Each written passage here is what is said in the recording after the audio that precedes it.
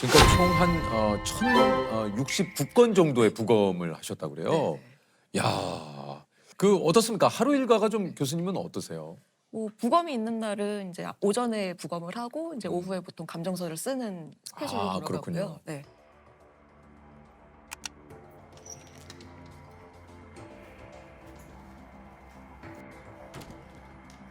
일단은 부검은 제가 부검을 하기로 되어 있는 날 그 전날 저녁까지 국과수에 접수된 거를 기준으로 이제 영장이 확실하게 나온 것들만 부검을 실제로 하게 되고요.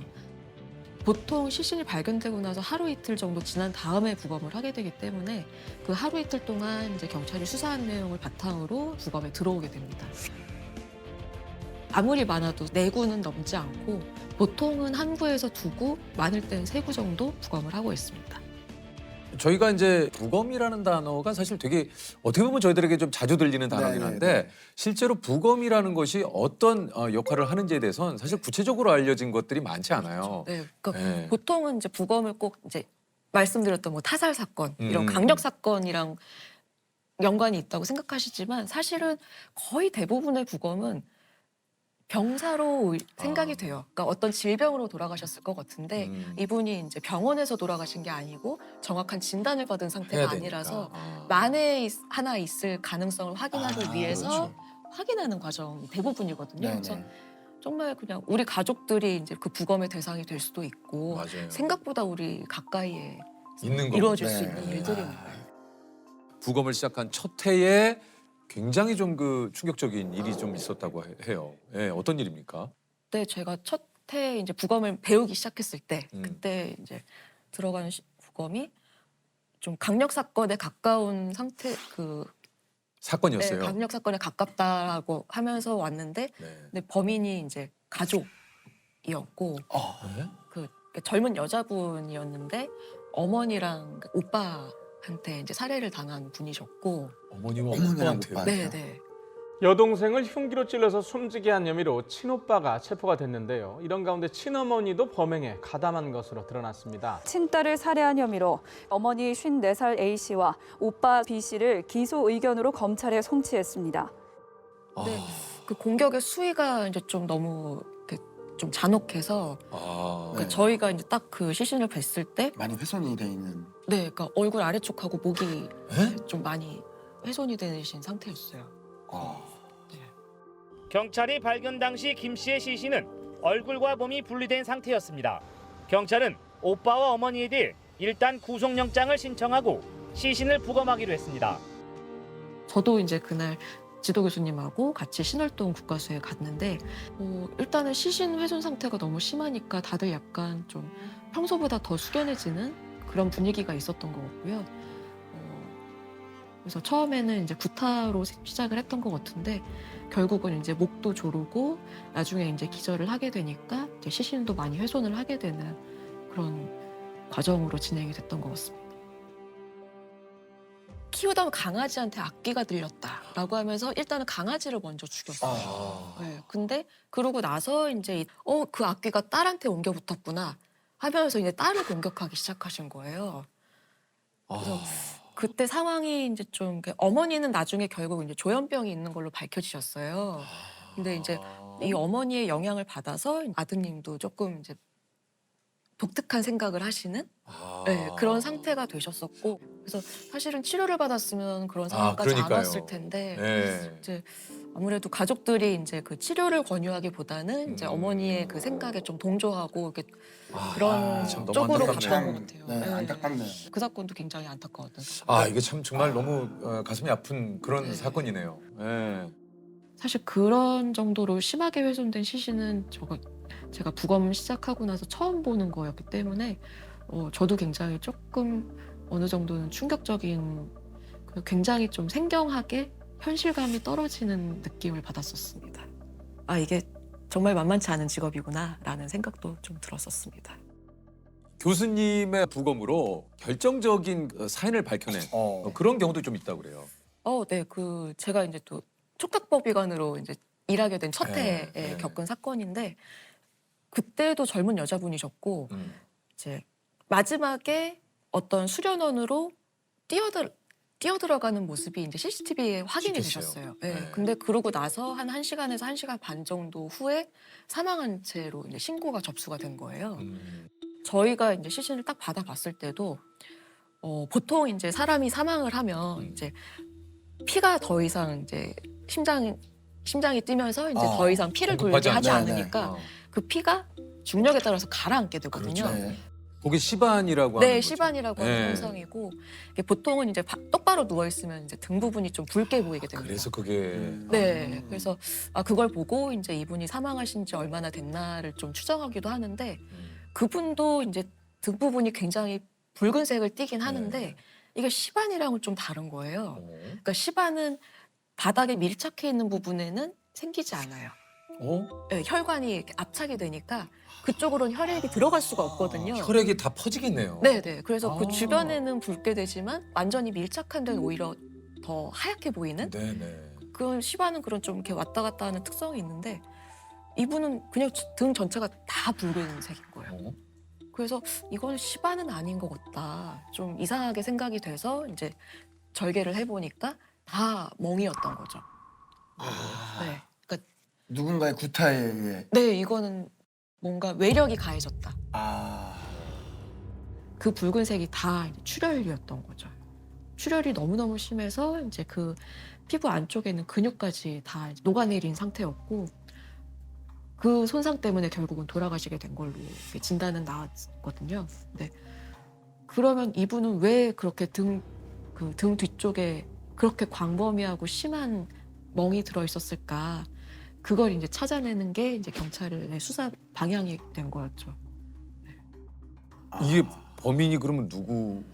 그때 이제 수사 초기에는 이분이 어쨌든 수련원에 가서 이렇게 사망을 하셨으니까 네네. 그 관계자들부터 조사를 그렇겠죠. 받으셨거든요. 근데 그분들이 이제 처음에는 이분이 그 집에서 좀 학대를 받으시는 것 같다라는 진술을 했었어요. 근데 나중에 이제 더 이제 형사분들이 그 조사를 해보시니까 수련원 관계자들이 단체로 휴대폰을 교체를 했어요. 그리고 그 내부에 있던 CCTV를 삭제를 합니다.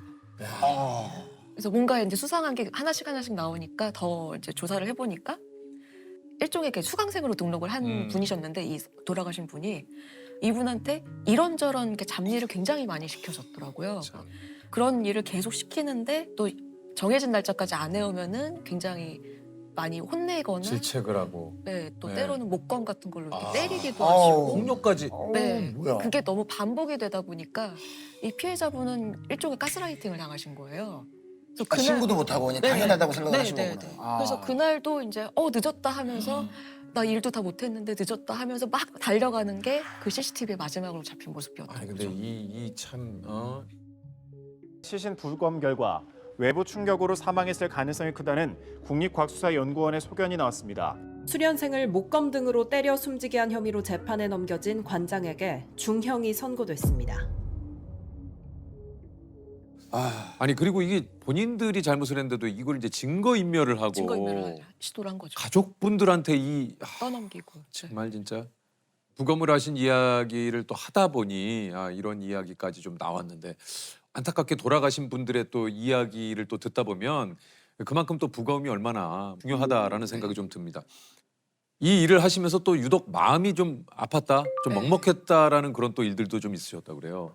가끔 이제 같이 살던 가족분들이 한꺼번에 오시는 데도 있어요. 그러니까 뭐 아. 네. 또 이제 어떤 사건 중에 하나가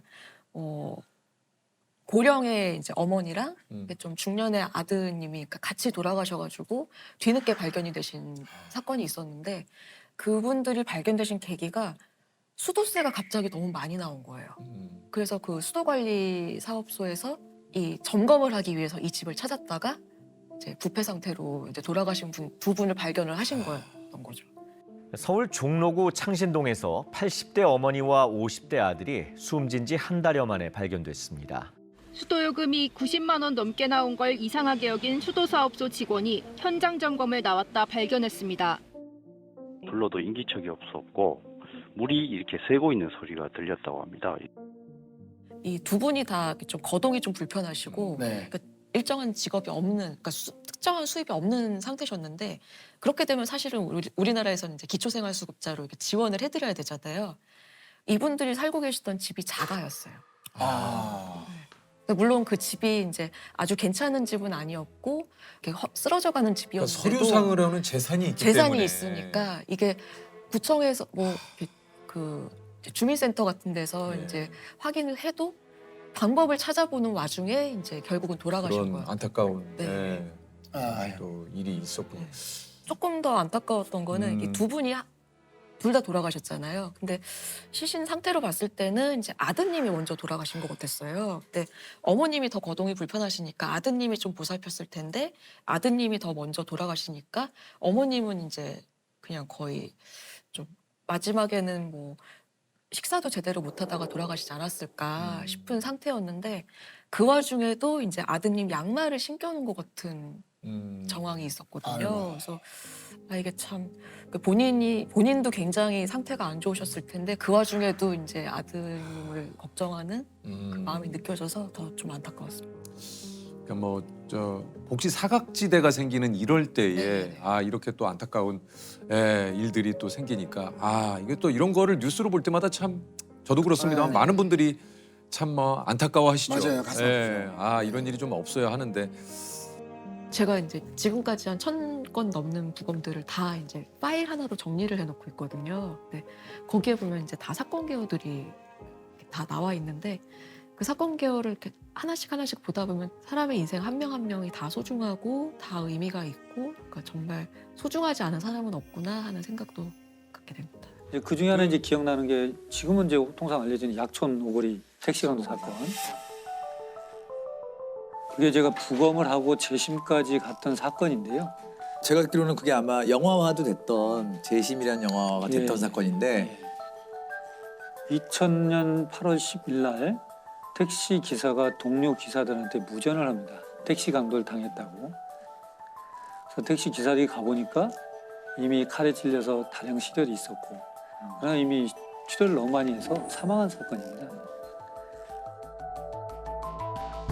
강도 살인 사건이기 때문에 그 다음날 저희한테 부검을 오게 된 거죠. 사인 자체는 진단내는 게 어렵지는 않아요. 왜냐하면 눈에 확연히 보이기 때문에 그 당시 이제 그 심장 자창 이렇게 이제 해서 사인을 냈죠. 근데 이제 제가 이제 감정서를 쓰다 보면 전체를 다 해요. 극히 이렇게 상처가 커 보여도 그 부분만 하는 게 아니고 전신을 전체를 다 봐서 혹시 빠진 부분 또는 흔적을 찾으려고 노력을 해요.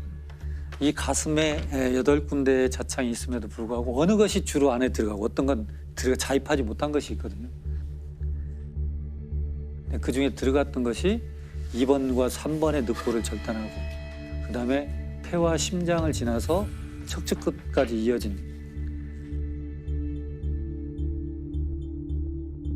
그리고 이제 또 하나는 병원에서 치료 중에 발생하는 손상들이 또 있어요. 그건 사후죠. 이것을 구분해서 기술을 해요. 목격자가 용의자가 됐죠. 그렇죠. 이제 그 당시에 그 목격자는 다방에서 배달을 하는 15살 최모근이에요. 아무런 생각 없이 오토바이를 타고 가는데 2명이 후다닥 뛰어가는 걸 자기는 스쳤어요. 스치고 가서 보니까 택시 기사가 피를 흘리고 쓰러져 있는 것을 목격합니다. 그게 이제 목격자 진술입니다. 근데 그 목격자 진술했던 사람이 며칠 만에, 사흘 만에 범인으로 이제 달바꾸면 되죠. 그러니까 최군 입장에서는 목격한 것이 인생을 바꿔버린 일이 된 거죠. 그 당시 이제 용의자인 최군은 목과 뭐 어디를 몇 군데 찔렀다, 어디를 찔렀다 이렇게 자백을 했고. 자백을 했어요. 그렇게 해서 이제 자백을 했기 때문에 당시 이제 기소가 되고 재판에 섰을 때. 그 허위 자백하게 되는 그 심리가 뭘까요? 허위 자백은 명백하게 법정에서 정말 진실이 밝혀질 것이라는 것을 기대하면서 합니다. 여기는 우선 모면을 해야 돼요. 이미 나는 살인범으로 지목이 됐어요. 지금 여기는 아무도 나를 믿어주지 않아요. 그런데 법정에서는 정말 전문가도 나오고 진실이라는 것은 반드시 밝혀질 거야. 이 기대는 지금 이 상황에서 벗어날 수 있는 어떤 동기를 작용을 하는데 거기에 대한 연구들이 많아요. 그래서 1심에서 이제 자백은 실은 허위였다. 그리고 가혹행위 때문에 내가 허위 자백을 했다라고 얘기를 하게 되죠. 그래서 1심 재판에서는 그렇게 얘기했음에도 불구하고 그대로 받아들이지 않고 유죄가 되죠. 2심에서는 다시 이제 항소를 했지만 변호사, 국선 변호사의 논리는 그렇습니다. 이게 너의 유죄의 증거도 없지만 무죄를 입증할 방법도 없으니 그걸 받아들이고 선처를 바라는 게 어떻겠느냐. 그래서 1심에서는 그 당시 15살인 최군의 소년범으로서는 최고형이니까 15년을 선고받고 2심에서는 그렇게 해서 10년으로 감형이 돼요. 2000년에 발생했지만 2010년에 만기 출소를 합니다. 근데 그 사이에 이제 어떤 문제가 있으면 나중에 저도 이제 알았고 정리를 해보면 2003년도에 누군가가 내가 이렇게 살인했었다라고 얘기를 하는 게 첩보에 잡혔어요. 경찰서에. 한 10대 소년이 택시 살인 강도 혐의로 3년 가까이 옥살이를 하던 중 진범으로 보이는 용의자가 붙잡혔습니다. 택시 강도 미제 사건을 수사하던 경찰은 용의자 22살 김모 씨로부터 자신이 지난 2000년 8월 택시기사 강도 살해 사건을 저질렀다는 자백을 받아냈습니다. 그런데 이 친구들이 가서 보니까 48시간 만에 풀려나거든요, 본인들이. 택시기사 살인 사건의 진범이라고 자백한 용의자를 경찰이 하루 만에 풀어줬습니다. 경찰은 자백의 신빙성이 없고 증거가 충분하지 않기 때문에 불구속 수사를 하겠다고 말할 뿐 뚜렷한 석방의 이유를 설명하지 못하고 있습니다. 그래서 자기를 뭐 처벌할 의사가 없는 걸로 생각이 되니까 실은 그냥 뭐 가족들한테 관심 받으려고 허위로 진술한 것이다라고 해프닝으로 끝나버렸어요. 그래서 결국 이제 최고는 만기 출소를 했고, 그래서 2010년에 나와서 2013년 그때 재심 청구를 해요. 근데 재심 청구를 하는데 이제 받아들일지 안 받을지 이제 문제가 되는 건데, 군산지청에서 이 사건을 맡고 돈에 이제 제가 법의학자고 혼자니까 저한테 법의학 전문 소견을 좀 들어보려고 저한테 그 사건 얘기를 설명해 주니까 그 사건이 이 사건인가 하는 생각이 드는 거예요. 저는 그때까지도 약천 오거리 사건인 줄 몰랐어요. 명칭을. 그때 부검 하셨으니까. 네. 전혀 그다음 자문을 받아본 적이 없으니까. 그래서 우리가 이제 감정서 나갈 때 사진을 첨부해서 저희가 나가요. 근데 그것은 이제 뭐 인화된 사진이기 때문에 제가 보관하지도 않고, 국가수가 보관한 건 국가기록원에 가 있지만 거기도 남아있지 않고, 관할 경찰서 수사기관에 가고, 수사기관도 이제 종결된 사건이니까 없죠. 근데 저 같은 경우는 법의학 수업 시간에 슬라이드로 보여줘야 될 좋은 자료들이 있잖아요, 학생들한테. 그럼 필름을 바꿔서 다른 카메라로 찍어줘야 돼요. 굉장히 불편한 일이거든요. 제가 그 당시 이제 디지털 카메라가 막 나와서 샀어요. 그래서 그걸로 혹시 찍었지 않았을까? 라는 생각을 한 거예요. 그래서 USB가 없고 이제 CD에다 이렇게 꽂아요, 제가. 그래서 CD를 찾았어요. 찾아서 혹시 2000년 하고 보니까 8월 11일 부검 3건이 제 목록에 있는 거예요, CD에. 1번 딱 열어보니까 화재의 사건이에요. 아니고 2번 여니까 어떤 여자분 사진인데 이것도 아니고 없나? 3번 딱 여는데 익산 써 있어요. 보니까 그 사건인 거예요. 선명한 이제 디지털 카메라 사진이 있는 거죠. 아, 이것은 가서 보여줘야겠다. 군산지청 지청장님하고 이학 검사분들 다 모시고 사진을 전체 슬라이드로 보여줬어요. 근데 2003년도에 본인이 자백했던 사건이지 않습니까? 일부 이게 그 진범과 그 옆에 있었던 친구의 조사인데, 우선 진범이 이렇게 표현해요. 돈을 다 내놓아라 라고 하자 택시기사가 놀래면서 밖으로 나가려고 하는 것 같아서 제가 제 왼팔로 택시기사 왼쪽 어깨 옷을 잡고 오른손으로 잡고 있던 칼로 쇄골 부위를 찌르자 칼끝에 뼈가 걸리는 느낌이 들었으며, 칼끝이 어디에 걸린다는 표현은 경험하지 않으면 못해요, 말을. 그건 소설 속에도 없고 배우지 못해요. 2번과 3번의 늑골을 절단하고 그다음에 폐와 심장을 지나서 척추 끝까지 이어진, 그리고 이제 친구의 진술인데요. 그 칼은 가정집에서 쓰는 식칼이었는데 칼끝이 휘어 있었습니다라고 표현해요. 그리고 칼끝이 뭔가 묻어서 건조가 됐는데 지방기처럼 말라붙은 시커먼 색이 붙어 있습니다. 이것은 굉장히 사실적인 진술이거든요. 근데 반전은 뭐냐면 그 당시 최군의 진술에서는 어디를 찔렀냐 그러면 가슴을 찌르고 등을 찌르고 옆구리를 찌르고 얼굴을 찔렀습니다라고 굉장히 드라이하게 이렇게 진술이 돼 있어요. 근데 문제는 옆구리를 찔렀던 최군의 진술에서 모순이 뭐냐면 옆구리에 있는 3군데의 자창은 병원에서 생긴 겁니다. 폐가 찔리고 심장이 찔리니까 출혈이 흉곽으로 차요. 그럼 숨을 못 쉬잖아요. 네. 병원에서 옆에 절개를 합니다. 그래서 피를 뽑아내요. 그건 최군이 할 수가 없어요. 해서도 안 되는 거예요. 근데 최군은 정확히 옆구리도 찔렀습니다. 진술에. 야, 이건 너무 좀 인위적인 냄새가 난다. 조서를 읽고 다시 이제 그 사진을 검사들과 다 같이 봤어요. 자, 이런 모양입니다. 그러니까 전부 다 그걸 받아들이게 된 거죠. 이건 재심할 수밖에 없겠구나. 이렇게 되는 거죠. 15년 전 있었던 익산 약촌 오거리 택시기사 살인 사건에 대한 재심이 오늘 광주 고등법원에서 열렸습니다. 사건 발생 16년 만에 최 씨가 다시 법정에 섰습니다. 무죄로 인정할 만한 명백한 증거가 있다며 확정된 법원의 재심 공판에 참석한 겁니다.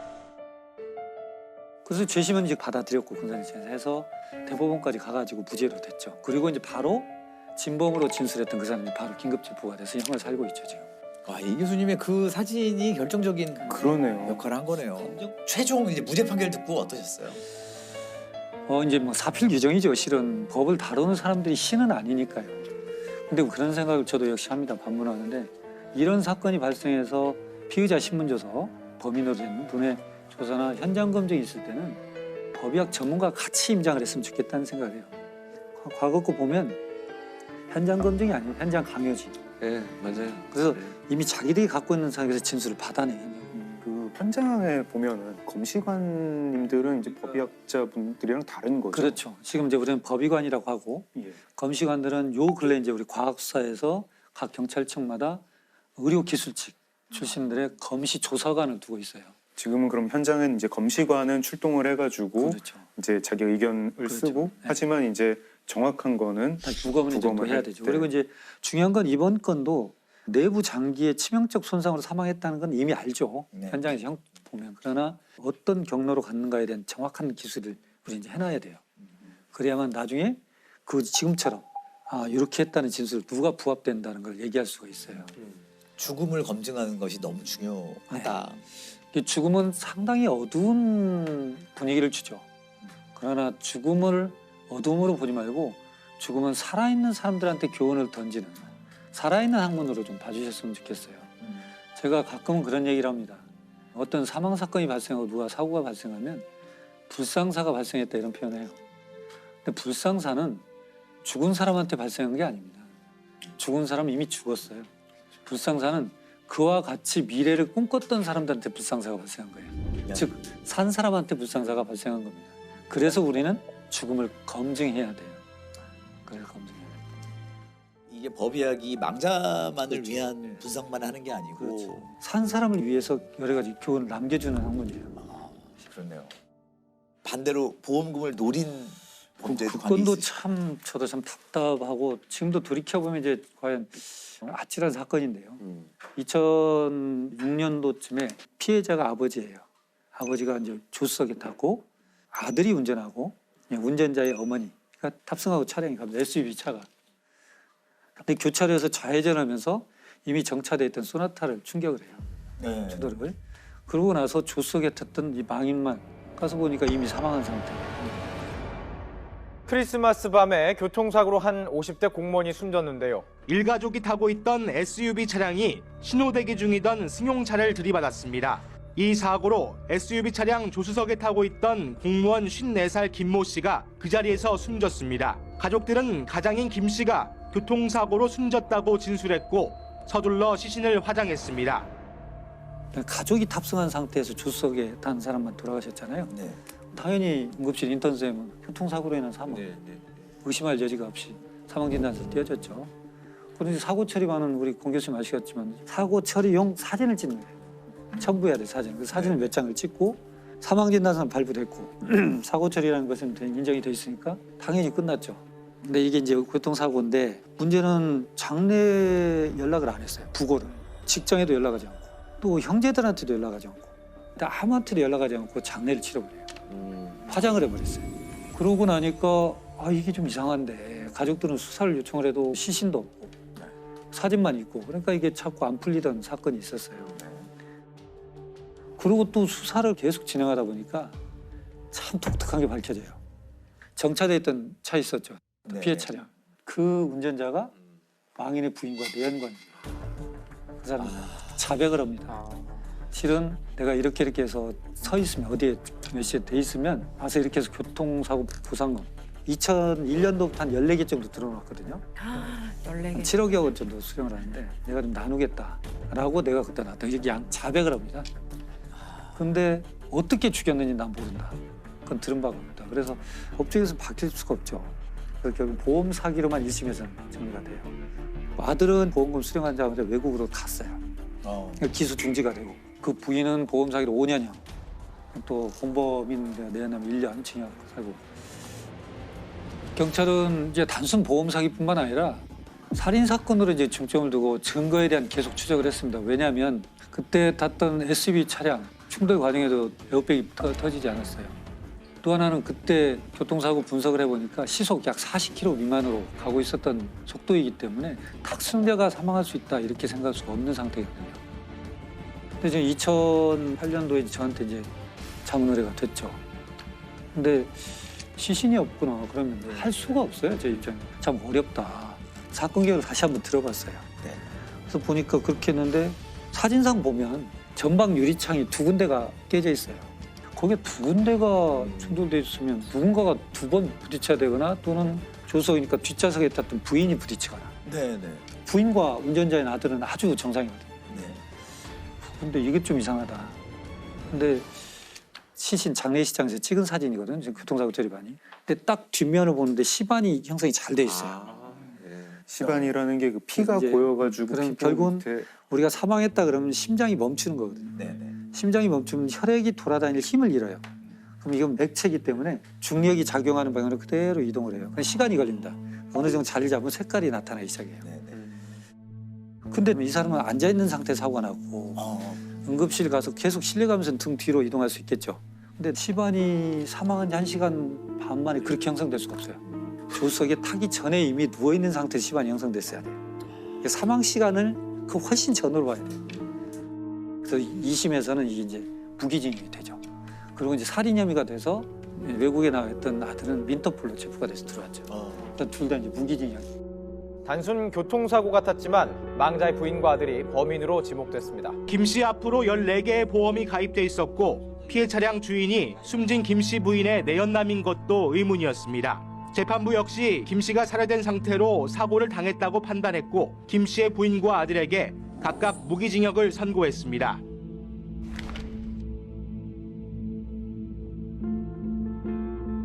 이게 만약에 등 사진을 안 찍었으면 영영 몰랐던 거네요.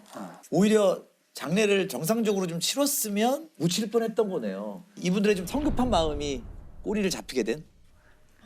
근데 그게 문제예요. 지금 우리나라가 뭐 OECD 국가 뭐 10위 안에 들어있고 그러지만 근데 출생과 국적 취득은 굉장히 까다롭습니다.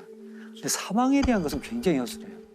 다시 말씀드려서 원래는 장례를 치르기 위해서는 의사가 사망 진단서를 띄워주고 이 사망 진단서를 가지고 동사무소에 가서 국가한테 사망 등록을 해야 돼요. 국가가 사망 등록을 받으면서 이상 여부가 없으면 장례 허가증을 줘야 돼요. 이걸 가지고 장례를 치러야 돼요. 화장 매장 허가증을 가지고.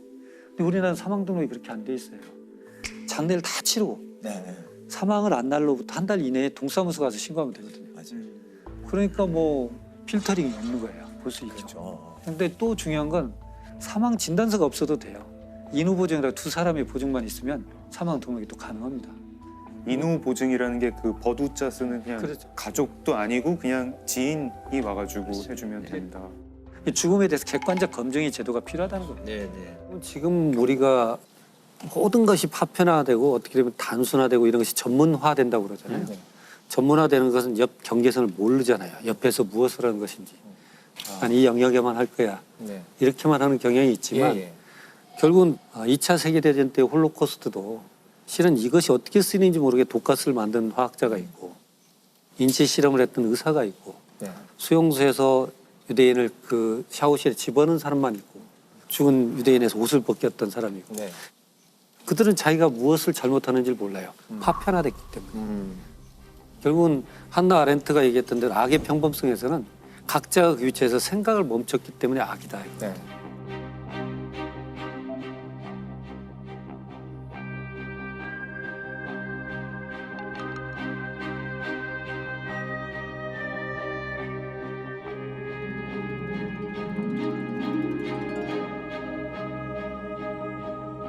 악은 참 평범한 거구나 이렇게 생각할 수 있잖아요. 그러니까 결국은 저희도 국가수 내에서 법과학부나 법생물학이나 이런 쪽은 주어진 샘플에 대한 DNA만 보내면 돼요. 거기에서 끝나버리면 서로의 영역이 참 깔끔한 것 같지만 이 제 동료는 이제 굉장히 궁리가 많아요. 그러니까 그 당시는 97년도, 8년도 때는 강간 사건 각 경찰서별로 오죠.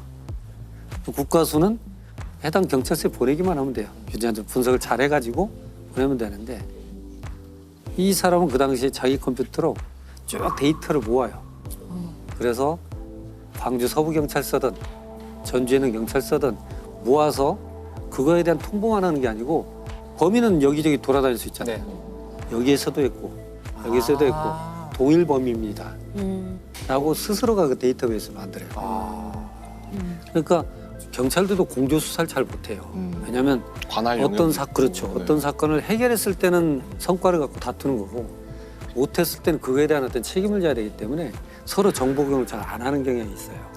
그러나 이제 범인이 예를 들자면 이쪽 경찰서에서 몇 건의 강간 사건이 있었다 치면 자기는 못 잡고 있는데 다른 경찰서에 있는 건하고 맞추지는 않거든요. 그러면 이제 이때 유전자 분석을 했던 이 사람은 연결을 하죠. 어떻게 보면 자기 영역에서 굳이 안 해도 될 일이지만 그러나 그것을 해야겠다라고 생각을 했고 많은 사건들을 풀었어요. 그러니까 저랑 처음 98년도 만날 때는 막 국가수 돌아서 15였어요. 한 6개월 정도 15 생활을 하잖아요, 공무원들은. 그 당시 광주 국가수는 굉장히 시골에 있었어요. 시골 분교. 폐교된 분교를 리모델링해서 쓰고 있어요. 그러니까 거기에 있으면 완전한 문화생활이란 건 있을 수 없어요. 그냥 그 죽순 캐러 다니고 시간 나면 죽순이요? 왜냐면 뭐 할 수 있는 게 없으니까 죽순을 캐고 황소개구리를 잡고 황소개구리는 어떤 용도로 잡죠? 잡아서 드시는 거죠? 되나요? 잡아서 드시는 황소개구리 거죠. 그 당시에는 황소개구리 심각한 문제였어요. 그렇죠. 네, 맞아요. 황소개구리 멸종시킨 건 우리예요. 국가수에서 할 일이 없으니까 삼지창 만들어서 황소개구리 잡아서 외래종을 척결하시고 외세를 척결하시고. 아니 근데 몇 마리나 드셨길래 전국의 황소개구리? 아니 일대는 울지 않아요. 황소개구리. 멸종된 게 아니라 무서워서 조용히 하고 있을 거니까. 그러니까 그런 정도로 아주 시골이에요. 거기에서 이제 그렇게 데이터베이스를 스스로 해가지고 사건들을 풀었던 거죠. 그렇게 해서 승진해서 대전 국가수로 발령이 나요. 대전 국가수에서는 어떤 일이 여러 가지가 있었지만 청주에서 모 식당 여종업원이 살해당한 사건이 있어요. 칼에 찔려 사망을 했는데 경찰은 단서가 없습니다. 지문도 없고. 근데 너무 단서가 없으니까 가서 이렇게 현장을 보다 보니까 아무것도 없는데 그대로 시간이 지났잖아요. 그러니까 좀 다 말라 비틀어져 있죠, 반찬이. 그중에 깍두기 하나가 베어먹은 자국이 있어요. 그 깍두기를 가지고 옵니다. 그래서 그 단면에서 DNA를 추출해요. 그러니까 이제는 뭔가 단서가 풀렸죠. 그래서 그 해당 경찰서에 주니까 난리가 났죠. 근데 문제는 뭐예요? 같은 사람을 데리고 와야죠. 그렇죠. 같은 이게 사람 누구의 데리고 DNA인지 알아야 되니까. 결국 또 대조해야 될 사람 데려와야 될 큰 숙제가 또 하나 남는 거죠. 그렇게 미국에 빠져갑니다. 다시 형사가 찾아와요. 전함수 박사한테. 이제 이 사람은 아까 국리가 많다고 그랬잖아요.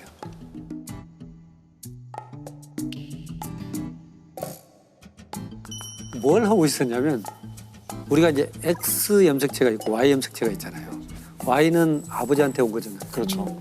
그 Y 염색체가 부계 쪽인 거죠.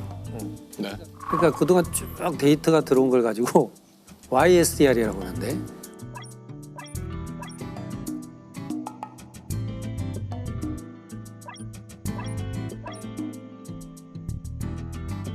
Y 염색체에서 독특한 성씨의 유전자를 찾고 있었어요. 그러니까 독특한 성씨의 YSDR에서 차이가 있을 수 있잖아요. 그걸 발표는 할 수 없어요, 공식적으로. 그러나 자기가 그건 정리하고 있었죠. 비공식적으로. 형사가 하도 단서가 없다고 그러니까 제 생각에는 요것은 H 성씨를 가진 이런 쪽 같은데 그런데 이제 특히 국밥집 쪽에 그 범인이 사용했을 걸로 보이는 자전거가 있었어요. 그러니까 이 자전거를 타고 올 정도면 반경 얼마 안 떨어져 있어요. 예. 그런 다음에 그 반경 내에 있던 약간 의심스러운 사람들 있죠. 네네. 그리고 H성 중에. 그렇지. 예. 그러니까 그 용의선상에 올라온 사람들 중에 YSTR로 가서 그런 갔다 해보니까 딱 범인이 나와요. 그러니까 그 당시까지만 처음에요. 성 씨를 가지고 접근했던 것은 중요한 건 내가 지금 이걸 굳이 할 필요는 없지만 적어도 어떤 형태로든 이것이 쓰여져야 된다면 자료를 객관화시켜 모아본다는 거죠. 실은. 그래서 결론은 그렇게 해서 이제 범인을 잡아요. 네. 이게 전문 영역을 보면서 전문화는 깊게 들어갈 수도 있지만 이 일을 내가 왜 하고 있는가 하는 거죠. 결국은 사랑이라는 것은 우리가 서로가 동일한 시대를 살고 있고 동일한 고민을 갖고 있고 우리는 동일한 양심을 가지고 있고 하나의 사회를 형성하는 데 있어서 약속이 있잖아요. 근데 그래서 나의 하는 일이 결국은 전체적인 윤곽 속에서 내가 봐야 되는 거예요. 그래야만 우리 공동체를 굳건히 지킬 수가 있는 거거든요. 그래서 저는 조남수라는 그 박사를 보면서 그런 생각을 해요. 이 사회의 안전망은 어디선가 거대한 거인이 맡고 있는 건 아니에요. 작은 사람들이 성실하게 맡고 있는 것일 수 있어요. 그들은 이 어떤 하나의 일로 태어난 게 아니고 공동체에서 자기 책임의식을 느끼는 공동체에 대한 사랑을 갖고 있는 사람들이다. 저는 그래서 인간에 대한 사랑이 있는 곳에서 전문가적인 영역의 사랑도 있는 건 있을 수 있다. 누군가는 이 사회에서 전문화되는 세계 속에서 그 사이의 간극을 스스로 메꾸는 분들이 있어요. 이 부분이 참 우리는 공동체에서 중요하게 봐야 된다. 맞아요. 그래서 노하우보다는 이제 그 조직의 관리나 누가를 할 때는 노후를 찾아야 된다. 우리는 누가 메꾸고 있을까 우리가 그런 분들이 어떤 본인의 일에 대한 사명감이나 네, 이런 네. 것들이 있으니까 그 간극이 보이지 않고. 그렇죠. 우리는 그 당연한 걸 보죠. 예, 맞아요. 우리는 또 평범한 일상이 멈췄을 때 비로소 그게 있었구나. 그렇죠.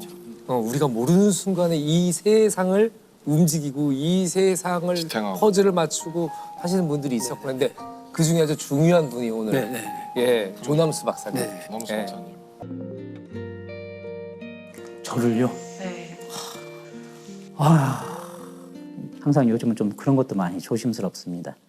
같이 했던 거지 저 혼자서 했던 일은 아니거든요. 아마 국과수에서 일하는 저하고 같이 일했던 유전자 분석하는 동료들은 진짜 열과 성의로 일을 했고요. 저보다 사실 능력도 더 좋습니다. 이호 교수님도 굉장히 대단하셨고요. 뭐 죽은 자들의 변호사라는 말 많이 들어보셨지 않습니까? 그러한 그 사명감을 가지고 일하셔서 지금까지도 열정을 가지고 지금 하시는 거 보면 훌륭한 사람들이 너무 많습니다. 아무튼 너무 감사하다는 말을 꼭 전해드리고 싶습니다. 다인상이라는 게 있어요. 네네. 정말 어처구니 없는 실수로 돌아가신 분.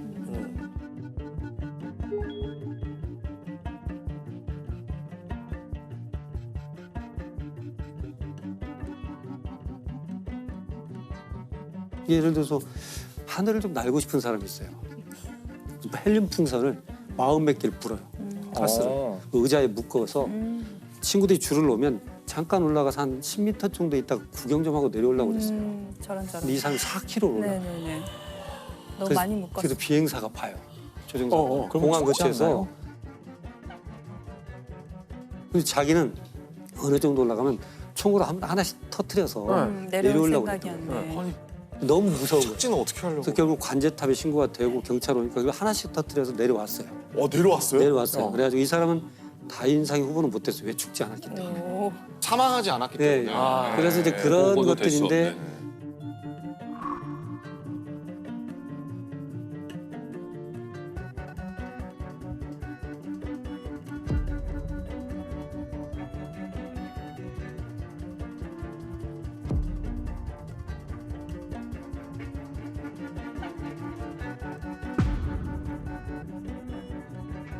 실은 그걸 보면 좀 희화돼 있어요. 그렇죠. 그리고 막 조롱하는 것들도 많이 써 있고 그러는데 실은 이제 죽음을 갖고 그렇게 얘기하는 건 저도 실은 불편한 일이고요. 이제 왜 다윈상인가 하고 봤더니 뭐 진화 생물학적인 관점에서 이런 유전자는 남으면 안 된다. 도태돼야 되는. 네, 그러니까 이게 너무 왜 여기에 다윈의 이름을 쓰는지 다윈의 본인은 그 상이 자기 이름 본인도 억울할 거예요 지금 이런 그런 거 싫어할 것 당연히. 같아요.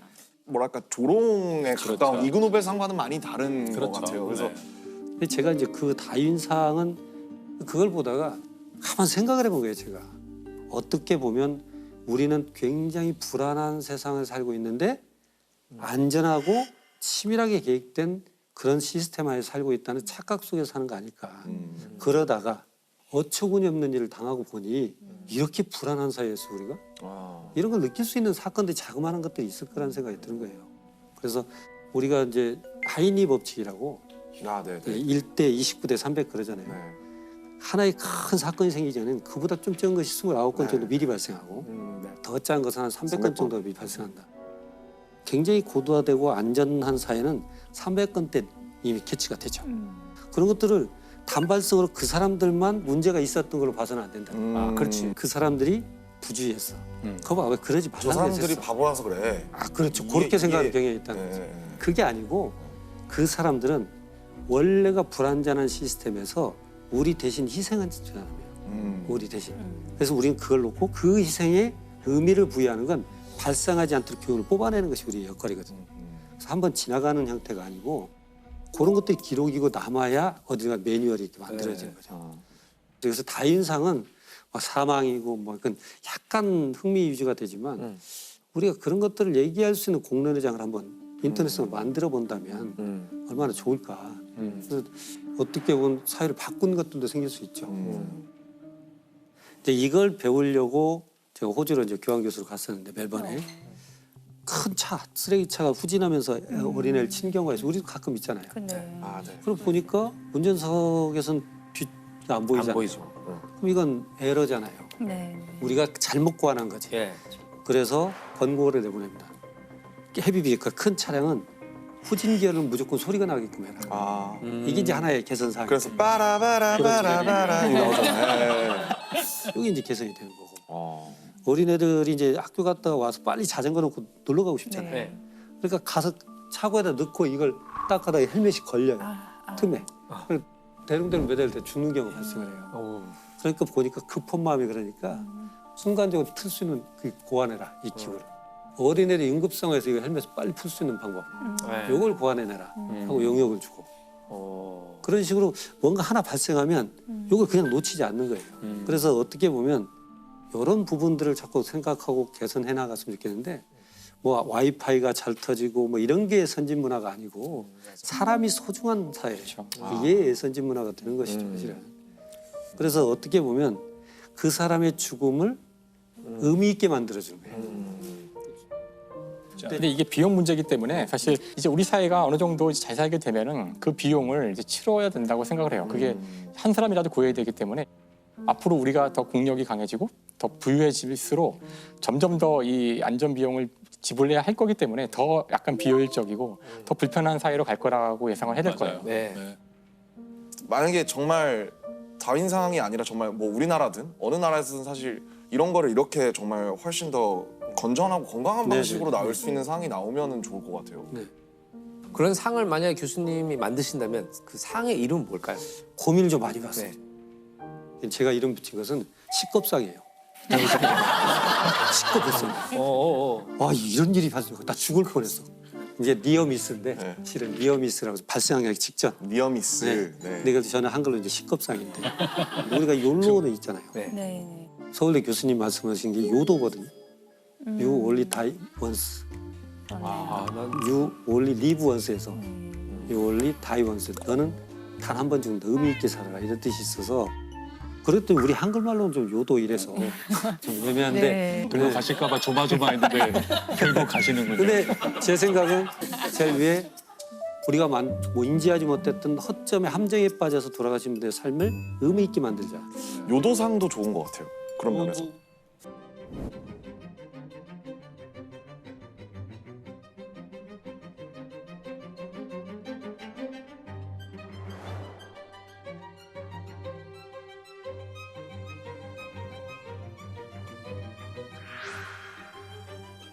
근데 그렇게 집단적으로 이루어졌는데 무엇이 불씨를 땡겼고 어떻게 소멸이 된 거지? 네. 또 그것이 지금은 없나? 이런 생각을 했죠. 마녀 사장의 계기, 예. 시작. 그런 건 한 번도 생각해 본 적이 예, 없어요. 그러게요. 그럼 말씀하신 걸 들어보면 누군가 특정되는 인물이 있다는 얘긴데.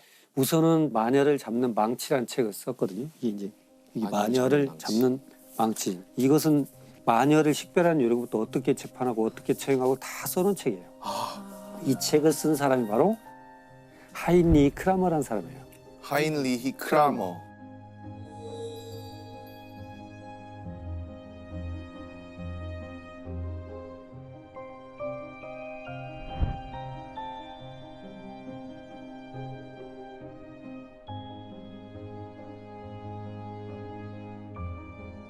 크라머는 어떤 놈입니까? 이 사람은 수도사거든요. 그리고 성직자예요. 예. 근데 이제 하인리 크라머는 1200년경에 교황이 발표한 이단 신문자, 이단 재판을 종교 재판을 했던 신문관으로 임명돼서 각 지역을 돌아다니면서 이단 심판을 했던 분이에요. 근데 이분이 이제 문제는 워낙 처음 학생 때도 교우 관계가 썩 매끄럽지는 않았대요. 다툼이 심하고 집요했고 그래서 친구를 그 학칙의 위반이라고 고발하기도 하고 권력 지향적이고 어떤 그 삐뚤어진 성향이 이단 심판자로 임명이 됐던 것 같아요. 나한테 마음에 안 드는 사람은 다 네네. 제거하고 싶어. 나 외에는 옳지 않아요. 그런데 이크라마라는 사람이 한 도시를 가게 돼요. 인스부르크라는 도시인데 거기에서 한 여성을 이제 마녀로 지목을 해요. 저 이단이다. 왜 마녀를 꺼내든 거죠? 그러니까 이단이라는 게 있었다가 갑자기 마녀로 넘어간 그건 거잖아요. 뭐냐면 이단이라는 뜻은 하느님을 믿는다면 하느님의 반대 세력이 있어야 돼요. 이게 악마죠. 예. 그러니까 이 악마의 그룹 속에 마녀도 있다. 그리고 페미닌, 피메일 그러잖아요. 여성 페미나, 네. 페미니즘 그러죠. FE는 신앙이란 뜻이고 마이너스는 적다는 거죠. 페미나는 신앙이 적다는 뜻이에요. 그래서 여성들은 원래 신앙심이 적고 악마 유혹에 빠지기 쉽고 그래서 이들을 마녀라고 한다. 그래서 이 마녀를 척결해야 되는 것이 악마의 싸움에서 중요하다.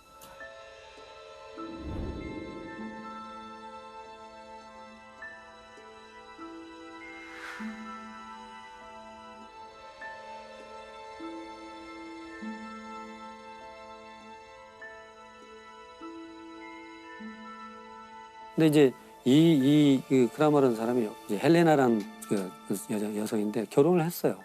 이분이 마녀다.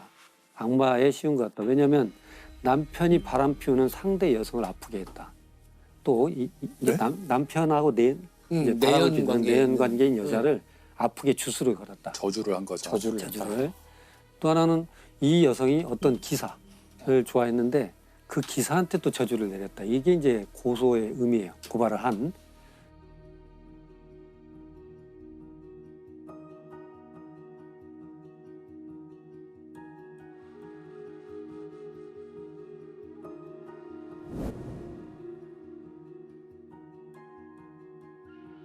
또 이 사람이 한 30명 정도 다시 같이 고발했거든요.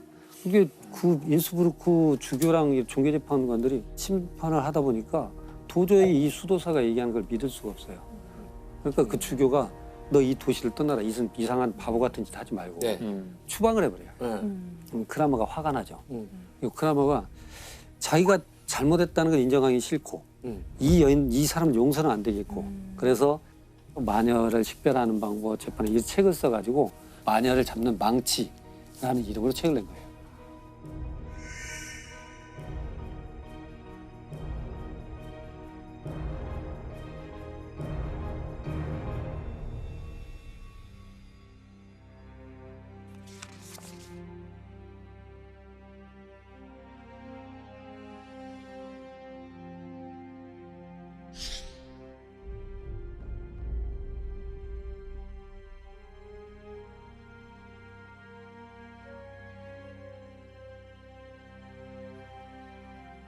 크라마가 얼마나 교활하냐면 자콥 스프랭거라는 사람, 공동저자거든요. 이 야콥 스프랭거라는 사람이 그 쾰른 대학의 신학부의 학장이에요. 예. 그런데 공주 앞에 일저자에 이 학장을 넣어요. 보통 자기가 앞에 와가지고 알파벳 순서대로 가면 하이니 크라마가 먼저 와야 돼요. 제이콥 스프랭거보다. 근데 이 사람 앞에 세워요, 학장을. 그 사람 더 권위가 있고 그렇죠. 유명하니까. 그렇게 하고 자기 뒤로 약간 빠지고. 그리고 또 하나는 그 도시에서 쫓겨나면서 굉장히 화가 나고 창피하기도 했겠죠. 그래서 여기에 권위를 싣고 싶었던 거예요. 그래서 교황 칙서를 갖다 붙이고 그래서 이게 권위가 딱 생겨버렸죠. 그렇죠. 이것을 이제 배포하기 시작한 거예요. 근데 문제는 이게 1486년이거든요. 이게 이제 기가 막힌 해예요. 인쇄술이 나옵니다. 구텐베르크에. 그렇죠. 벌써 시작했구나.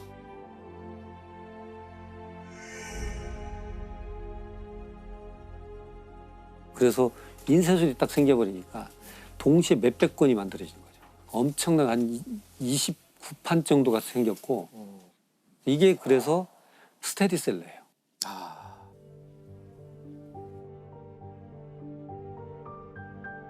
또 하나는 재밌는 게 뭐냐면 지금 이렇게 두껍잖아요. 일반인들이 읽기 편하게 하려고 큰 전지 같은 것에서 18번 접으면 딱 수첩이 돼요. 들고 다니기 편하게.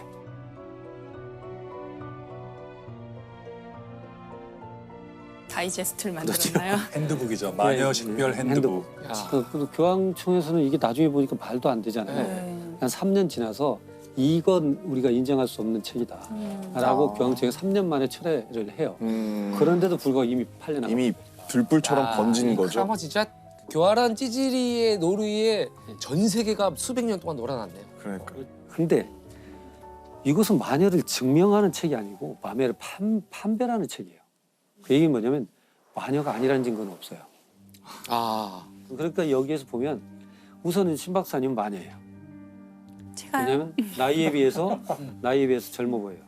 좀 동안이 늙지 않았던 건 마녀의 힘을 빌린 마녀의 힘을 빌린 거. 여기 나와요 그게? 그렇지. 그다음에 김상옥 교수님도 마녀예요. 왜? 왜냐면 지금 내 말을 들으면서 딴 생각을 하고 있어요. 저 마녀. 동안이기도 해요. 동안도 있고 동안이잖아요. 이거 완전 미륵의 관심법 아닌가요? 박시 못하게. 뭐든지. 그러니까 혼잣말로 오늘 좀 뭐 어때? 너 누구랑 얘기했어? 마녀네. 너무 무섭다. 또 날씨가 흐리 콩물콩물해 눈 올 것 같은데 너 마녀가 알려줬지. 교수인데 후디 입었어요. 후드. 저러고 빗자루를 탈 거야. 이렇게 해서 말도 안 되는 걸로 갖다 붙이면 그냥 무조건 구치소에 들어가야 돼요. 그러니까 세속의 심판이 아니죠. 세속의 심판은 증인이 있어야 되고 증거가 있어야 되고 절차가 있는데 이건 그렇지 않아요. 우선 가둬놓고 신문을 시작해요. 물어봐요. 언제부터 마녀가 됐죠? 자백을 유도하는 건가요? 아니, 마녀라고 봐요. 그냥 기정사실화 해놓고 언제부터 마녀가 되고 마녀 집 연애에 가서 뭘 했지? 뭐 먹었지? 누구를 봤지? 이렇게 물어요. 그렇게 해가지고 이렇게 대답을 않잖아요. 마녀의 힘을 가지고 있으니까 그냥 말로는 안 돼요. 강한 고통을 줘야 마녀가 얘기를 할 거예요. 그래서 1시간 동안 고문을 해요.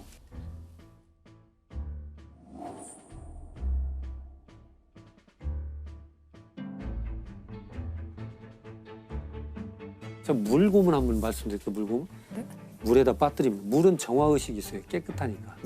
그럼 손발을 묶습니다. 그러니까 물에다 넣어요. 그럼 마녀는 물을 싫어하니까 뱉거나 빠져나올 거라고 보면 가벼우니까. 근데 못 빠져는 가라앉죠. 그럼 마녀가 아니죠. 죽었네요. 죽었어요. 이미 죽었어요. 그럼 빠져나오면 마녀죠. 불태워요. 이래 죽구나 저래 죽고. 이게 마녀 사냥. 이게 항변의 기여나 논리적인 것이 전혀 통하지 않는다는 거죠. 그 목적이 맞으면 그냥 희생양이 되는 거예요. 이게 다 그 크라머 씨가 다 적으셨다는 거죠 책에다가. 도대체 이런 거를 왜 그렇게 사람들이 서명을 해주고 그 권위를 실어줬을까요? 왜 그랬을까를 보면 이게 사업이에요. 잡혀오는 순간부터 이 사람을 고발한 사람, 끌고 온 사람, 고문한 사람, 심판한 사람, 불 붙인 사람, 땅이 묻은 사람, 이 모든 돈을 이 사람이 내요. 죽은 사람이. 죽은 사람 돈으로 이걸 다 이루어져요. 그 재산을 털어내는 거죠. 그렇죠. 재산을 강탈하는 거네요. 그렇죠. 그래서 이게 남으면 다시 주교나 교황한테.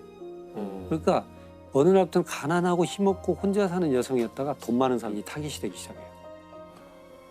그래서 이게 사업처럼 굴러가요.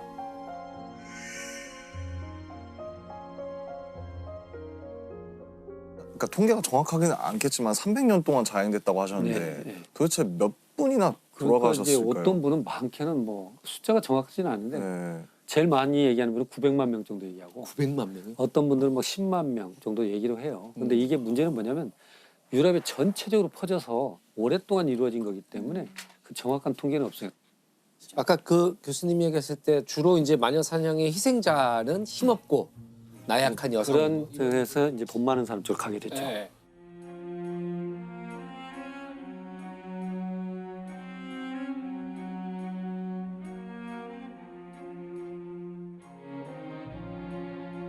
좀 보면 우리가 희생양 그러잖아요. 근데 제가 그 표현을 교황 바오로 2세가 정식 사과를 하거든요. 우리 교회는 유대인에 대한 차별, 이단에 대한 심판, 뭐 이민족에 대한 탄압, 또 마녀 사냥이라는 이름으로 굉장히 수치스러운 죄악을 저질렀다. 죄악을. 그래서 이 마녀 사냥에 희생된 여인들은 악마의 종이 아니고 무고한 희생자였음을 깊이 반성한다. 이렇게 정식으로. 정의감이 들 때 좀 네. 조심해요. 네. 이 정의감이 어디서 왔지? 이거 좀 알아봐야 돼요. 네. 내가 어떤 네. 정의감이 들 때 이게 마녀 사냥도 마찬가지예요. 이 사람부터 많은 사람들이 처음에는 사람들의 정의감을 건드렸을 거예요. 이 마녀들이 우리에게 독을 풀고 사람들에게 저주를 죽이고 저걸 내버려두면 우리 공동체가 붕괴된다. 뭐 그렇잖아요. 그래서 저는 우리 사회에 이제 이걸로 돈을 버는 사람들이라던가 다른 여러 가지 이득을 얻는 사람들이 정의감을 건드리거든요. 근데 정의를 실현할 매우 쉬운 지금 방법들이 많잖아요. 지금은 우리가 어디 모일 필요도 없이 뭐 좋아요만 눌러도 되고 좌표 찍으면 되죠. 뭐 이렇게만 해도 되고 뭐 글 하나만 써도 되는 정말 간단했단 말이에요. 광장에 모일 필요도 없어요. 이제 네, 도시락 싸가지고 광장에 가서 화형을 지켜볼 필요도 없이 간단하게 정의감을 실현하고 잊어버릴 수 있잖아요. 사실 정의감이란 말이 이게 뭔가 옳다, 의롭다는 말인데 굉장히 위험한 말이거든요. 그러니까 옳은 게 있으면 옳지 않은 게 있다는 거라서 그걸 누가 규정하는지가 중요한 거지 정의감만 추구한다고 되는 게 아니어서 그 전두환 정권이 내건 모토가 정의사회 구현이었잖아요. 저희 기억나세요? 매일같이 막 집이 사방에 붙어있는 현수막은 다 정의사회 구현이었지만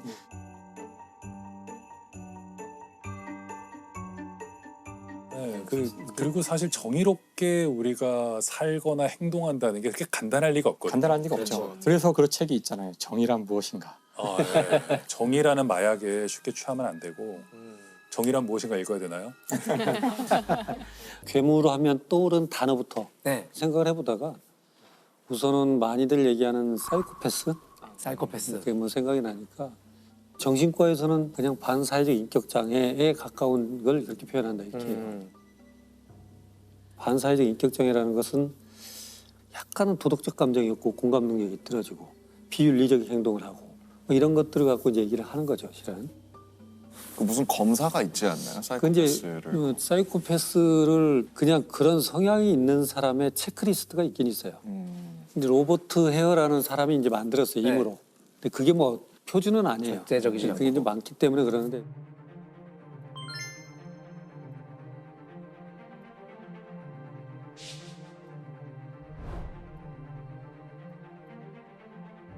총 20개 항목이니까 만점이 40점이 되는 거죠. 보통 25점 정도를 경제성으로 봐요.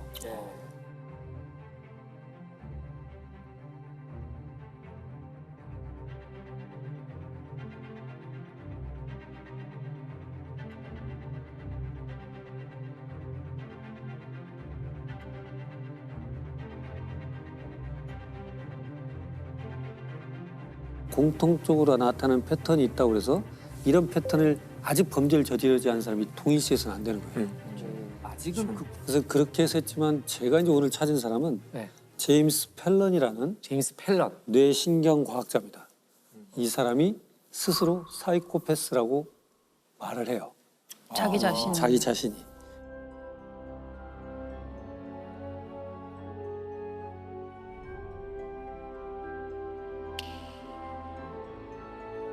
그러니까 지금까지 나와 있던 기준으로 보면 나는 사이코패스다 라고 선언을 하게 되는 거죠. 그러면서 이분이 또 책도 써내고 그래서 우리가 한번 사이코패스를 다른 각도로 한번 보자. 그래서 구체적으로 이분이 어떤 과정으로 사이코패스라고 스스로 선언하게 됐고 또 자기는 왜 범죄를 저지르지 않았는가도 또 설명하게 되고 한번 비교해 볼 필요가 있겠다. 이렇게 되는 거죠. 과학자답네요. 나를 객관화 시켜서. 네, 그렇죠. 내가 사이코패스. 사실 굉장히 용기가 필요한 일이잖아요. 그렇죠. 그러게요. 근데 본인이 사이코패스라는 건 어떻게 이 재밌어요. 아까 이분이 이제 뇌신경과학자잖아요. 굉장히 유명한 분. 2000년에는 성체줄기 세포 가지고 퇴행성 질환의 뇌 기능을 다시 살릴 수 있는 방법이 있다라고 최초로 논문도 발표하고 각광을 받는 뇌신경과학자. 예. 이분이 뭘 하고 있었냐면 알츠하이머를 갖고 있었어요.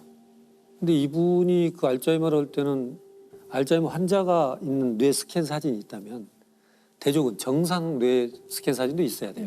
그래야 비교할 수 있잖아요. 정상 뇌 스캔은 어디가 찾을 수 있냐면 내 가족들.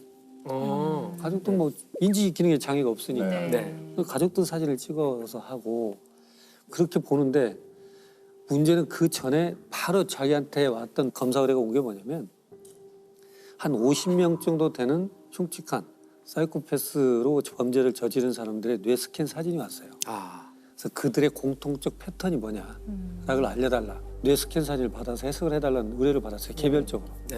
그래서 이거 패턴을 정리를 해가지고 논문을 썼어요. 젊은 사이코패스 환자들을 보고 거기에서 뇌 기능에 어떤 신경 전달 물질 이상이 있는 패턴을 발견했어 라는 논문을 낸 거예요. 투고를 하고 그날 저녁에 우연히 이제 알츠하이머를 또 본 거죠. 그럼 자기는 이제 블라인드로 해야 되니까 이 사람의 뇌 스캔 사진이 누구 이름이 써 있거나 그러면 내 가족의 이름을 하면 이게 정상이라는 걸 알잖아요. 그렇죠. 그러니까 모든 샘플은 1년 번호만 붙여서 받았어요. 그런데 그 뇌 사진 알츠하이머 환자들 쭉 보는데 하나가 아주 전형적인 사이코패스 뇌예요. 자기가 찾은 패턴. 그래서 이게 내가 정리가 안 됐구나. 자기가 정리가 안 돼서 하나가 끼어들어온 줄 알았어요. 그래서 그 다음날 이거 누구 거냐 번호를 연구원한테 물어봅니다. 이거 좀 알려줘. 연구원한테 말해온 거죠. 교수님 겁니다. 야, 충격이었겠다. 무슨 소리야 이게.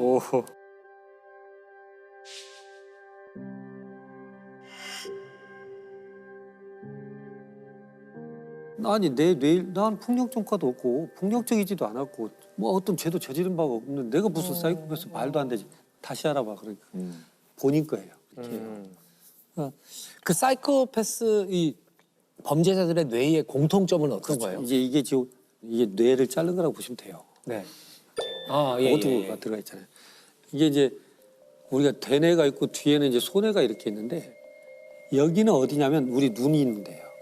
그러니까 여기가 공감 능력을 발휘해요. 자 그러면 야 연쇄살인마 그리고 주도 면밀한 살인마 이런 사람들은 뭐가 문제지? 그들은 상대의 통증과 고통을 느끼지 못했을 거야. 죽이고 싶다는 충동을 조절하지 못했을 가능성이 있고 전반적인 감정적 선이 망가졌을 가능성이 있다라고 보는 거예요. 이 기능이 저하되는 거거든요. 보니까 스캔이잖아요. 요 밑에가 없죠. 어머. 이제 전전두 피질 안화하고 복내측 전전두 피질이 굉장히 검은색 활동을 하지 않는 것들을 나타나요. 이게 기능을 안 해요. 웬일이야? 거기서 이게 반응을 보이지 않는 거예요. 감정적 동요가 없는. 그렇죠. 그래서 이런 전형적 패턴을 가지고 있는데 이게 자기다 이렇게 써 있잖아요. 어머, 충격적이었겠다 진짜. 그러나 이분은 말도 안 된다고 생각하고 이걸 접어버려요. 그런데 어느 날 집에서 이제 바비큐 파티를 하는데 이제 이 과학자의 사촌이 계보학이라고 해서 우리는 이제 족보가 있잖아요. 조상을 찾아가는 이런 게 후에마이처럼. 근데 그 동생이 자기 집안을 조사를 했어요. 그 책을 보내왔는데 자기의 몇 대 가면 근친 살인자가 있어요. 또 폭군이 자기 조상이고 굉장히 많은 사람을 살해했던 왕이 자기 집안이고 그래서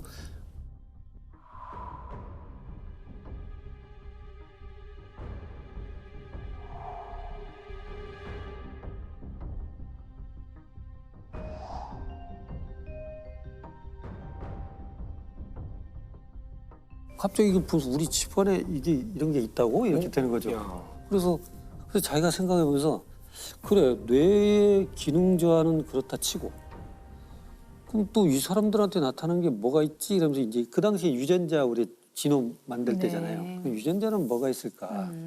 유전자를 보면 그 중에 하나가 마오라는 건데 세로토닌, 그리고 도파민, 노에피네프린 뭐 이런 거 듣잖아요.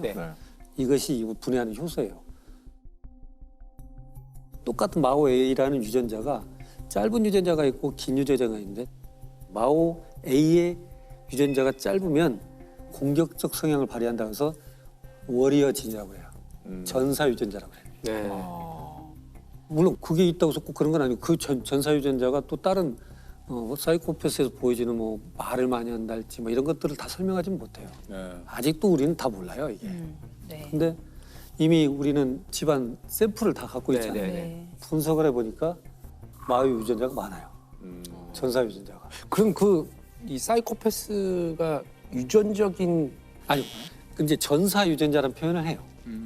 그건 그냥 유전자에 붙이는 별명이니까요. 워리어라는 표현을 우리가 흔히 그래서 공격적인 성향을 좀 더 띠게 된다. 이건 뭐 그렇게 알려져 있으니까. 근데 이 사람이 이제 정리해가는 거예요, 자기가. 지금 이제 우리가 뒤에 가는 거 이게 과연 유전적인 것이냐, 환경의 영향을 받냐 이걸 지금 우리가 논해야 되는 거죠. 그러니까 저는 뇌기능자의 패턴도 있을 뿐더러 이 전사 유전자도 가지고 있어요. 근데 뭐가 문제지 나는 문제가 없는데. 그래서 이 사람이 야 나도 좀 궁금한데 그럼 뭐가 이 사람들하고 문제지? 나는 차이가 뭐지? 라고 한번 생각을 하면서 그러면 이렇게 범죄를 일으킨 35명 가정환경을 한번 볼까? 라고 본 거예요. 그러니까 35명 보니까 약 70% 이상이 아동학대의 기억력을 가지고 있어요. 그리고 대개 아동학대의 기억은 3살 이후거든요. 3살 이전치는 기억 못할 수도 있어요. 본인은 기억 못하겠죠. 그렇게 따져보면 본인이 위로 짐작해도 야 99%는 아동학대가 있었는데? 라고 본 거예요. 자기의 유일한 차이잖아요. 그 사이코패스의 범죄를 저질렀다고 한 사람들은 뇌기능자 패턴도 있고 전사유전자도 있고 그들은 여기에는 분명한 사회환경적 요인도 있고 그래서 이제 자기는 야 그럼 사이코패스 반사회적 인격장애라고 하려면 발이 3개 있는 의자가 돼야 된다. 3가지가 다 갖춰져야 된다 이렇게 보는 거예요.